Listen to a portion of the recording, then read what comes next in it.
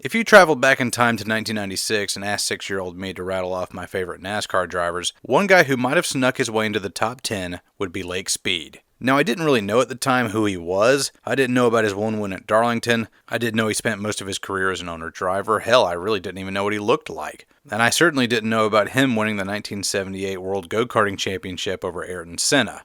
Yeah, that Ayrton Senna. The only thing I knew about Lake Speed was that he drove the Spam car. And as a 6-year-old kid who didn't know any better, I loved Spam. Spam was always on the menu, and fried Spam and egg sandwiches were a favorite of mine. I genuinely liked the stuff, whatever it may or may not consist of. So when I saw a Spam-sponsored car pop up on the track, I immediately became a fan of that guy. To top it all off, the grocery store chain, Ingles, had an exclusive deal with Spam. For a limited time only, if you bought a special 2-pack of Spam, it came with a 1/64 scale die-cast of Lake Speed's car, either in the traditional navy blue with yellow lettering or the inversed colors. I, of course, had to have the navy blue car because it was the one Lake actually drove out on the track. Now, the quality of the die-cast was pretty poor, as it was the type of cheap toy you'd expect to come in a Happy Meal or something, but I didn't care. I wanted a Lake Speed car, and that was the easiest way to get one. One sale of 2 cans of Spam for Ingles in the books. So why do I tell you all of this? What's the point? Well, here's the real kicker. My mom never shopped at Ingles. Bilo was half the distance to our house, so she always shopped there instead. She only went to Ingles because I begged and pleaded with her to go there, because I had seen the Spam car deal in the newspaper my dad had left on the table one Sunday. She, as all parents do, gave in and got the Spam 2-pack, and of course, while she was there, she did the rest of her shopping too, because, well, why not? How many times scenarios like this have played out across America, I don't know, but this phenomenon isn't just relegated to Spam and NASCAR. Companies all over the world do stuff like this, and to great effect. This goes to show the power of sponsorships, ads, and marketing, and how it played a sizable part of the explosive growth of NASCAR in the 90s. And back then, let me tell you, their marketing efforts were second to none.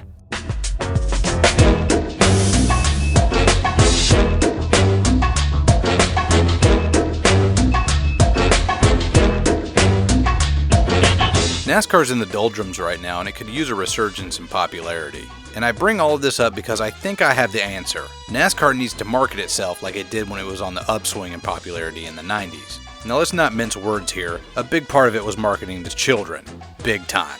Now I know with COPA and all of the YouTube drama going on right now surrounding it, that's kind of a dirty phrase to say out loud, but marketing and advertising to kids isn't entirely illegal. Obviously. I mean, you have to sell sugared cereals, Barbie dolls, and Easy Bake Oven ripoffs to kids somehow, right? There are pretty strict guidelines and regulations in place to limit the ways in which advertisers can manipulate children into buying their crap. Back in the 80s, these rules weren't implemented yet, and entire plot lines in Saturday morning cartoons were centered around some sort of bent on selling kids new toys. In some cases, during the actual show itself, characters were trying to sell you some sort of new plastic crap to buy, or rather to make your parents buy on your behalf. The 90s changed all that with sweeping laws that made it illegal to run ads longer than a certain period of time, have characters trying to peddle merch, and now you had to have distinctive breaks between the show and commercials. You could still sell your toys to kids, you just had to be more upfront about it. So why is it so important to sell NASCAR to kids? Well, if you can hook them early, you can probably hook them for life. You ask people when they became a NASCAR fan, and I'm willing to bet most did before the age of 13.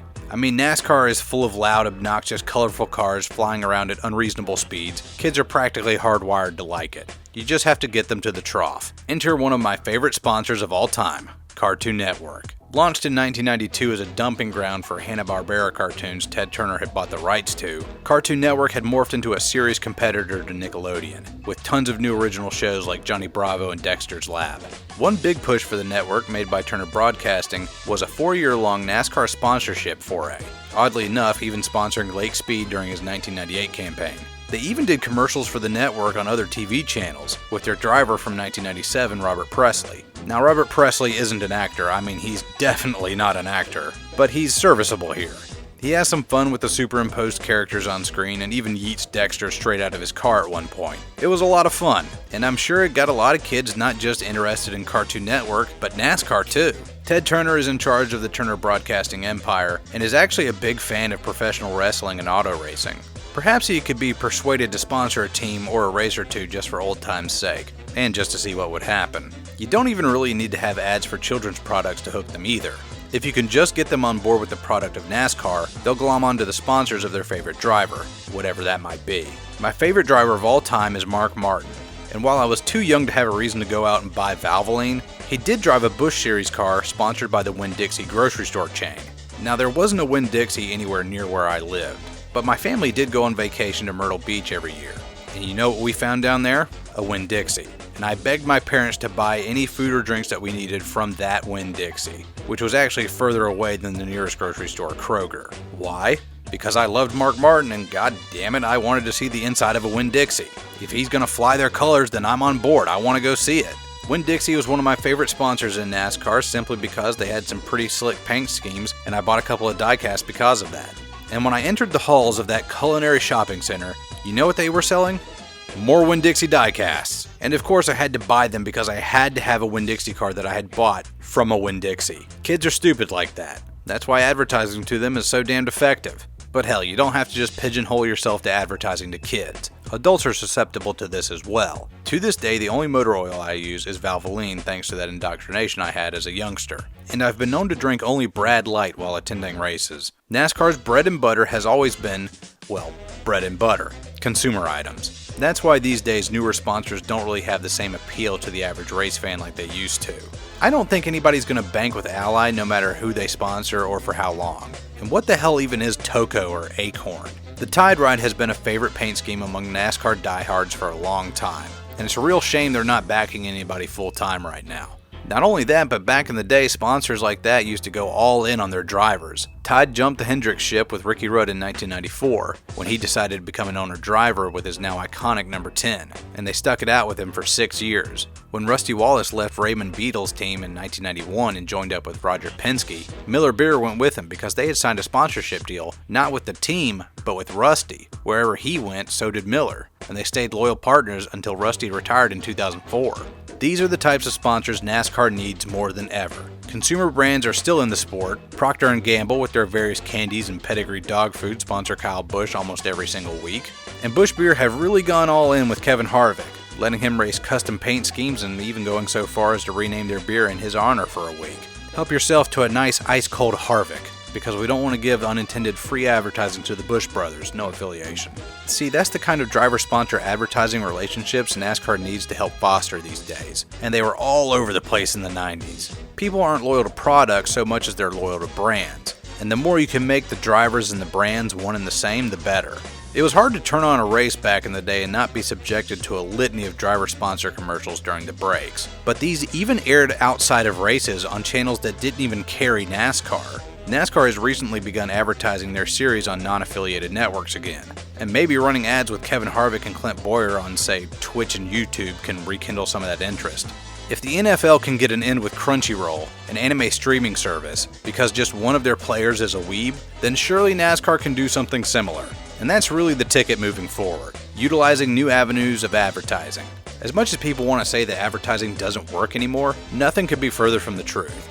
It's just people's motivations and viewing habits have changed. It's true that people are more cynical these days, but we will still indulge advertisers if we think it means supporting people we like or products that benefit more than just the company that sells them. Again, we like brands and we want to support brands. Just give us a reason to feel some sort of connection there and the average person will latch on to it. The 90s had a lot of unique and effective marketing strategies that can still be utilized today. All NASCAR and their sponsors have to do is shift over to more modern advertising techniques and get behind their drivers and push products that people are going to want. And that means no switching sponsors every godforsaken weekend. I know sponsorship dollars are getting thinner and it takes more than just one main sponsor to put a whole race season together, but for those lucky few guys that do have one or two sponsors that carry the entire team for the season, it's important that they jump out in front of this and run with it as much as they can. If I was Steve Phelps or Jim France, I'd be pushing these guys to do stuff like that. And if you notice, the guys who are doing this sort of stuff already are the guys from the 90s and the early 2000s. Kevin Harvick, Ryan Newman, and Kurt Busch all have really good relationships with their primary sponsors, and often appear in ads for them. For whatever reason, this seems to not be jiving with NASCAR's younger breed. I mean, I know not all of them have the sort of magnetic personalities that Harvick and the like do, but Bubba Wallace, Ryan Blaney, and Corey LaJoie seem to like being expressive and jumping out in front of the camera fairly often. Hell, when Corey got sponsored by Old Spice, they let him put his face on the car. Or rather, his face was the car. It was great. Heck, some of these newer guys actually have some of those ever-elusive consumer item sponsorship deals. They just don't do anything with them. I mean, why isn't Chris Buescher out there doing Bush's baked bean commercials? What's the matter? Scared of beans? Oh, and I almost forgot about video game sponsorships. Video games are the highest grossing form of entertainment on the planet, and a lot of them have popped up in NASCAR. Joey Logano sported the GameStop colors quite often when he was with Joe Gibbs, and offered up hood space to pimp out new games GameStop was selling. Dale Earnhardt Jr., NASCAR's most popular driver over the past 2 decades, got a sponsorship deal with Halo 5 in 2015, but really didn't do anything with it. The fact that we didn't get at least one commercial or promo image of Dale in Spartan armor is honestly a travesty. Noah Gragson, fan of the channel by the way, is sponsored by PUBG Mobile.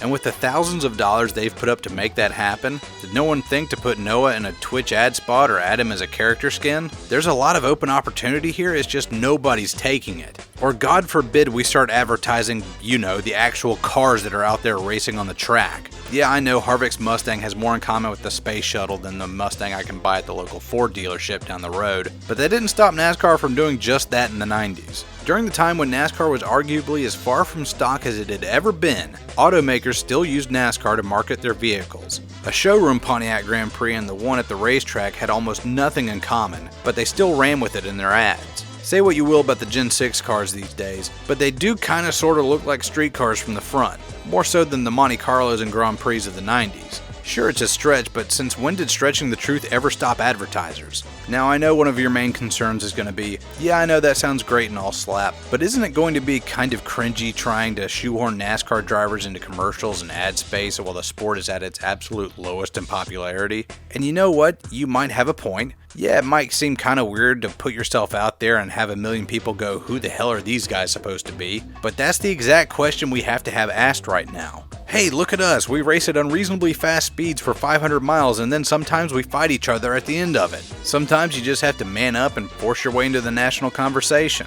Sometimes you just gotta have a Jeff Gordon type character making some pervy jokes about Britney Spears to sell Pepsi. Remember, you miss 100% of the shots you don't take. It's basically a running theme on this channel that the way forward for NASCAR lies in its past. Going back to legacy tracks, putting the stock back in stock car, and embracing the aggressive marketing from the 90s that laid down the groundwork for us to reach the zenith of NASCAR's popularity in the mid-2000s. And if you recall, NASCAR didn't let off the throttle in advertising itself and letting sponsors run wild with their drivers back then either. If NASCAR's leadership wants to get its name out there, then pushing drivers and their sponsors to step up their own advertising efforts off the track and to do it in a more modern approach could bring in a lot of new fans and maybe even win back some of the old breed as well. Impressions matter. The marketing efforts of the 90s proved that. And going forward, an all-out assault with sponsors pushing their drivers on all fronts could be the key to getting the sport back on its feet. Just a thought.